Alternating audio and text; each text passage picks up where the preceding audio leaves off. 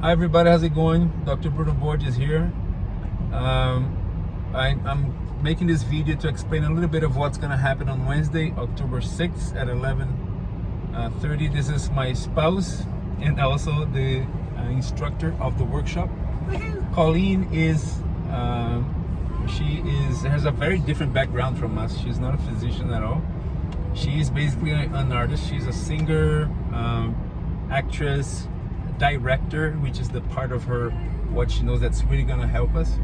And she's going to basically teach us presentation skills. I may be there, I may not, I'm not sure yet.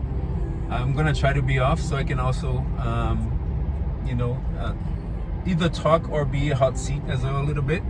But anyways, this is Colleen, and she has something to say, right, as well? Yeah, well, basically, like Bruno said, hi everybody, I'm going to put you in the hot seat. That's sort of what this workshop is about. So I'm going to put you in the situation where you are presenting, and then I'm going to work with you. So if you can come ready to do a little bit of your presentation, either one you're working on now or one you've done in the past.